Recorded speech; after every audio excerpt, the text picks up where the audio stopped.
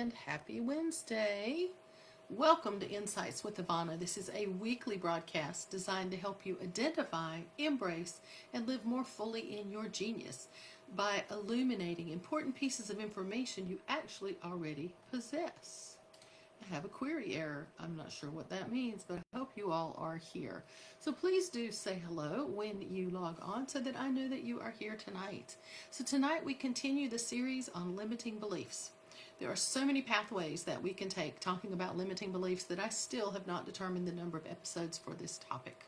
So hi, I am Ivanna, the founder and chief luminary officer of Luminary Insights, an intuitive life coaching brand, and I'm an international best-selling author or co-author in Women Who Shine.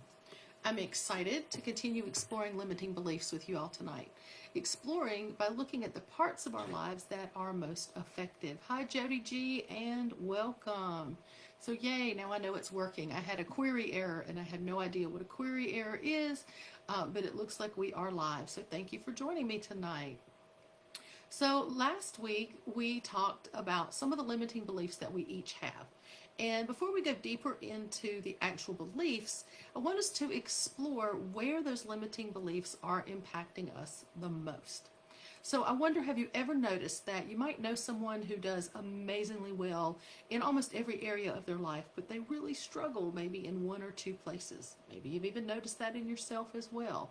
I know for me, I'm pretty strong in most aspects of my job. I feel quite inadequate sometimes though when I'm working with data. So in my personal life, I'm strong when it comes to collaborating and building relationships. I seem to have this way of just knowing instinctively how to help people become the best version of themselves, the golden version, as I like to call it in my work with Luminary Insights. I'm knowledgeable a lot of different things. I even know a lot about nutrition and exercise, yet I still struggle with my weight, which is in the area of health and fitness. So there are different areas where we can struggle, and in those areas where we struggle, that is typically where our limiting beliefs are, and they are impacting us the most in specific areas of our lives. So what I'd like to look at tonight are 7 different areas that we can break our lives into. I'm going to put them in the chat.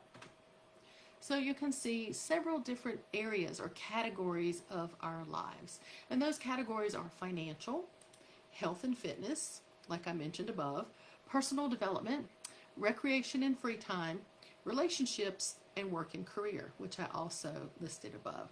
So take a second and type in the chat, in which category do you feel you are the strongest, which category, or even two, and which do you feel that you struggle the most with, or maybe you feel weak in that area. So for me, working career and relationships, I feel really strong. Health and fitness, I feel like that's where I struggle the most. That's where I have limiting beliefs that are making the greatest impact in my life. So go ahead and type in the chat box, which of these particular categories do you feel you are the strongest in, and which do you feel you are the struggling the most in? Yay, Krista made it. Krista made it. So I will put the list in the chat box again, just in case you don't see it. We are talking about the categories of financial, health and fitness, personal development, recreation and free time, relationships, and work and career. Which of those do you feel the strongest in, and which do you feel that you have maybe the most struggle in? Jody says, knowing a lot and acting on it, or having time and the ability to act on it, are separate things. Yes, that is true. So for you guys that are on with me now, which of those 7 places do you feel the strongest? Again, for me, work and career and relationships are where I feel the strongest. Where do you feel you might be struggling the most? Which for me is health and fitness. So let's see what you have to say in the chat box. You should be able to see the list in the chat. You can add details if you want. For example, I'll tell you, as I already said, I feel strong in my work and my career. And even though I feel strong in that area, there may still be areas where I feel insecure, like working with data, and we'll talk about that a little bit more in a moment. And I already shared that I really feel the weakest in health and fitness. I know a lot, but I'm not consistent, right? I've had a struggle most of my life. And I really wanted to use the example from last week about the splits as my example here, doing the splits. But I realized that's just my limiting belief trying to get me to steer away from the major issue of health and fitness, the place where my limiting beliefs are extremely strong. And I really want to grow in that area. I want to identify where those beliefs are coming from, and I want to overcome them. And I know I can do it, and I know I can do it with your help. So let's see if you have typed anything in the chat box. Jody says strongest, recreation and free time. Personal development needs improvement in health and fitness and relationships. Okay, so strongest, recreation and free time, personal development, and then needs improvement in health and fitness and relationships. All right, and then Krista says weakness in personal development and relationships. And so, Krista, where's the strength? Which one do you feel you are the strongest in? Because one of the ways that we work with our limiting beliefs is by finding the areas where we are successful. And I'll talk a little bit more about that data in a minute and how looking at where I am successful has helped me to work through that limiting belief and overcome it. Strength in financial, recreation, and health. Ooh, so when we find others that have strengths where we're having our weaknesses, that can sometimes be a great way to help each other as well. Thank you for sharing. And if anybody else has joined in, please feel free to go ahead and say hello.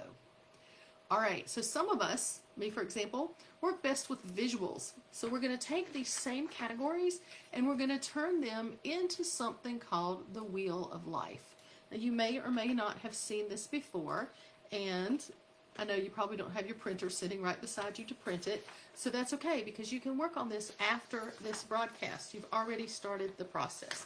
This is what it looks like when it's not filled out.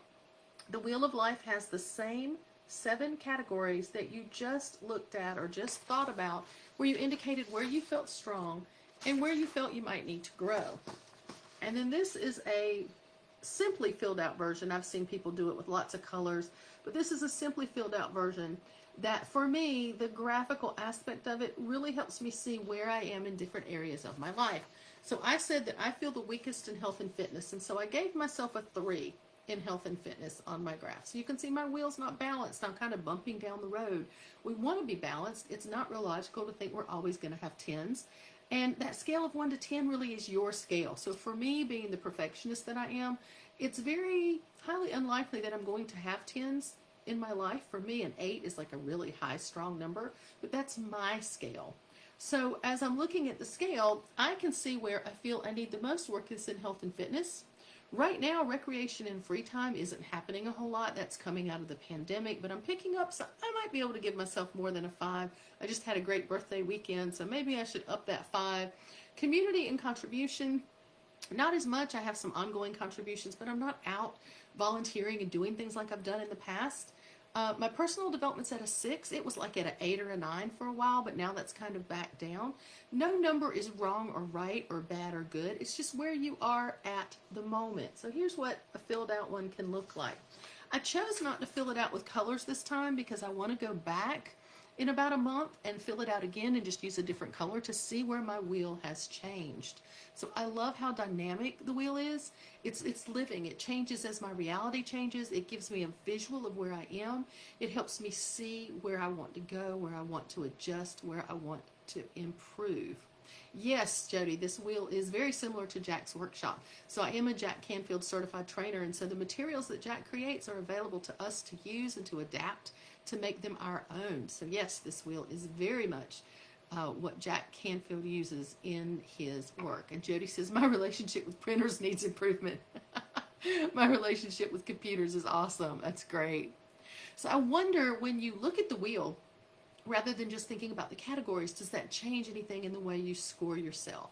So for me, like I started to say, it's easier to see my imbalances. It's easier for me to see the relationship between the categories. So even as I was talking to you and I looked at how I had rated myself a 5 on recreation and free time, it reminded me that lately my husband and I've traveled a little bit more. We've been able to get out more. So, maybe I'll mark that up another notch. It's definitely not where I want it to be yet, but I can mark it up a notch. Again, it's a living, growing being. So I hope that you will take time to print that out and then look at each of those categories and rate them for yourselves. So here's a question for you. Once we rate those things, we have an idea of where we want to work. But do you know why it's so hard for people to change. Because once we identify our limiting beliefs and we figure out how they're impacting us, we shine the light on them, maybe we understand better where they came from, we can then determine how to overcome them. But so often people don't want to change even after they've taken all these steps. So we're going to do a little activity with our hands that helps to explain why. So without thinking about it, just clasp your hands together.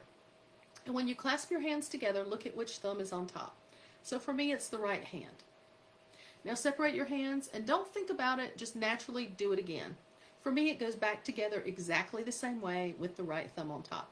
So I'm going to do it again. Maybe I'll talk with my hands for a minute, then I clasp them back together, and once again, the third time, my hands go together with the same thumb on top. And that's how it works for most people. So if you want to type in the chat box, you can, but did you have the same thumb go on top each time? Most of us do. Most of us have this natural way that we clasp our hands. So what I want you to ask you to do now is to switch which thumb is on top. But don't just switch the thumb, switch all of the fingers as well. So my hands were like this, and now I'm going to move all of my fingers so that now my left thumb is on top. So put your hands like that, and I know you'll have to undo them to type in the chat box. But now that you have the other thumb on top and your fingers are interlaced in a different way, how does it feel? So naturally I went this way, I switched them all. How does it feel? Type in the chat box. How does it feel when you switch to the unnatural way of clasping your hands together? So Jody had left on top originally as a lefty, so now Jody, when you put the right on top, how does it feel? Does it feel different? Give me some words of how it feels.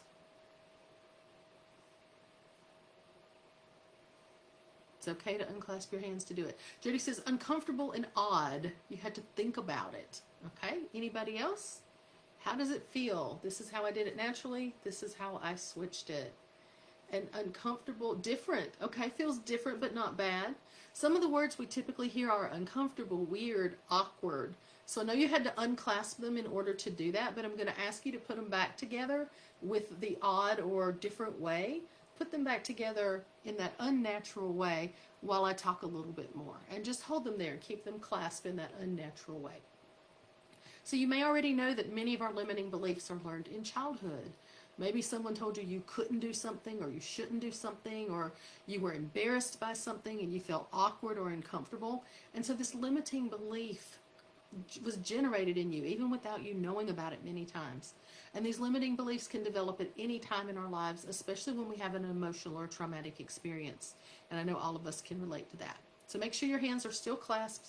See, automatically in the unnatural way, keep them clasped. So as I mentioned before, I'm great at many aspects of my job, but for some reason working with data is very traumatic for me.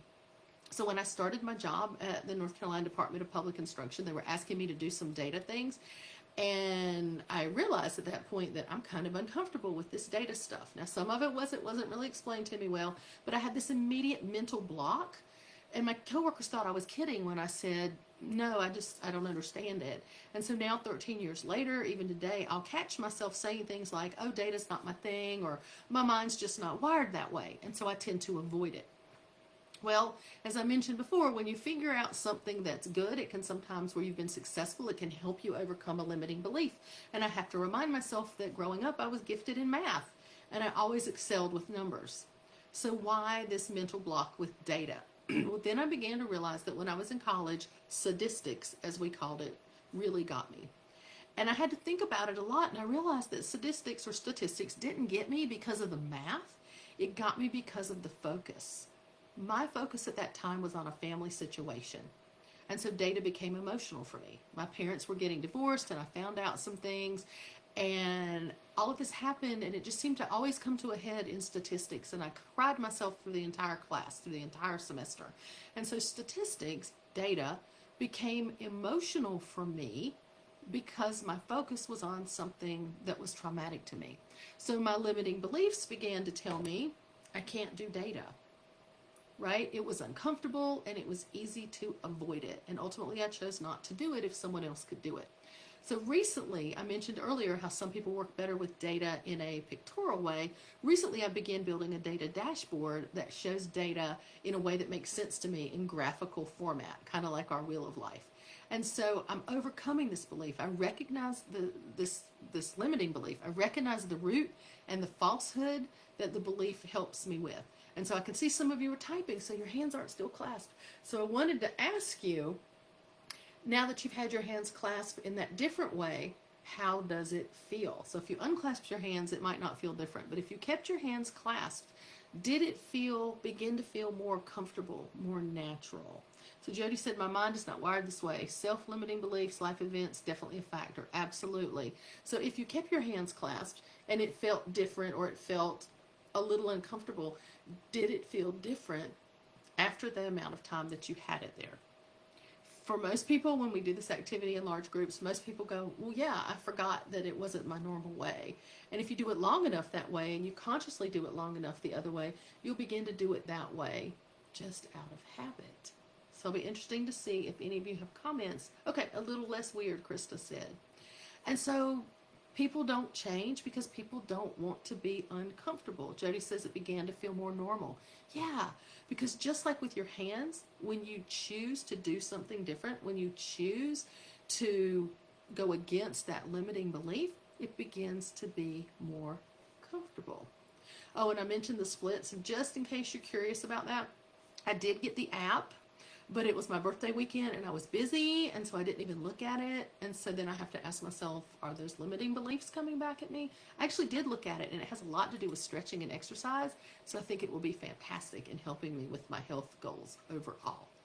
And you know, just like bending our fork or our spoon, and just like the extended arm reach activity that we did last time, we can do almost anything that we put our minds to. We have so much more power than we realize we do.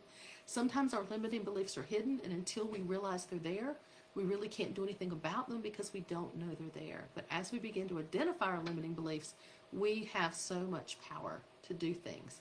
All right, so I want to do one more hand activity with you tonight before we wrap up. And this activity will help you see how our intended focus can make such a difference. Just like my focus in college was more on the emotional trauma I was going through rather than the content of the statistics, and that caused a limiting belief. We've got so much power.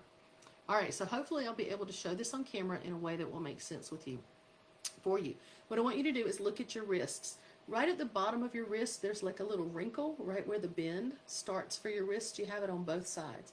So I want you to line up those little lines on your wrists and then bring your hands together like in the prayer position. So you're lining up the wrist line, that little bend line. Make sure you line them up very strategically and specifically, and then look at your hands. And I want you to notice, is one of your hands longer than the other hand? Most people are going to have one hand longer than the other. It might not be a lot longer. It might just be a little longer. Some of you will have them the same. But for me, this is my left hand. My left hand, make sure I'm lined up right, is slightly longer than my right hand. So look and see, is one hand longer than the other? It's not a whole lot, maybe a few millimeters, but my left hand is longer than my right hand. So once you've determined if one hand is longer than the other, take the shorter hand and hold it out in front of your face.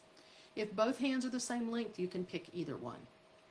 So here's where it's going to get weird if you've got people in the room with you. All right. This activity is called Grow Longer. Oh, and by the way, if your right hand is longer, you're smarter.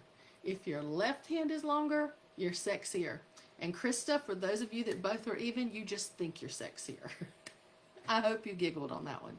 So if your hands are the same length, just pick one. If one is longer than the other, my left is longer, I'm going to pick my right hand. And so what I'm going to ask you to do, like I said, this will be a little crazy if you've got people in the room with you, but what I'm going to ask you to do is focus on your hand. Look at your hand, focus on your hand, and we're going to say 8 times out loud, grow longer, and act like you mean it. Believe that it's really going to happen. So I'll count, and let's do it. So I'm looking at my hand, I'm focusing on my hand. Grow longer. Grow longer, grow longer, grow longer, grow longer, grow longer, grow longer, grow longer. Now do the same thing you did before and line up those lines. And now, make sure my lines are just right. Now, I don't know if you can see it, my right hand is just slightly longer than my left. And I am lining those lines up exactly the way that I did it before. About 98% of the people actually grow their hand longer. And that's why lining them up is so important. You're not just guessing where you're putting your hands. You're being really specific. And now my right hand is actually longer than my left hand. Now that might freak you out. It may not have happened for you, but it does happen for 98% of the people. All about the power of our mind and our focus. And so before we go, I want to put it back. So we're going to look at the same hand, and 6 times we're going to say back to normal. So back to normal, back to normal, back to normal, back to normal, back to normal, back to normal.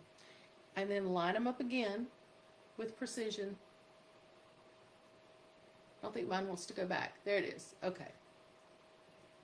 Mine went back to normal. And I love the joke that Jack Canfield tells with this. He says, gentlemen, it doesn't work that way. You probably got that. Okay, Jody says, this is crazy. My left was at least a centimeter shorter. Now they're equal. Yeah, isn't it crazy? But that's the beauty of this, is we have so much more power than we realize. And the things that we say impact our bodies, not just the things that are happening around us. The energy is so powerful, and we can tap into that. Whoa, what, hey.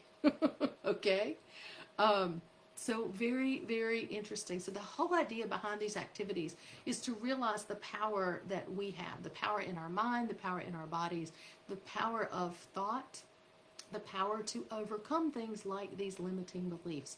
And I've told you guys before, I learn and I grow through everything I do here. And I'm excited because my biggest struggle is in my health and wellness.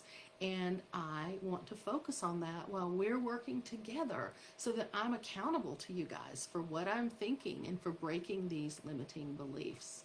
And just like with the data, it's only been in the last maybe 6 months that I've really been getting more excited about the data and believing that I can do it. And when I believe I can do it, it's amazing how much more I can figure out and do. So very powerful. Jody, it shrunk. Yep, it went back when you told it to go normal. I don't know why 8. I don't know why 6. I don't know if those are magic numbers. But again, I have seen this done with thousands of people. And for most of us, it works. Just like the arm extending exercise we did last week. And I've got some more powerful things we'll be doing over the next few weeks. Yes, please say hi if you've joined us. Lots of fun tonight. Catch the replay or even do it again just to see if it continues to work for you.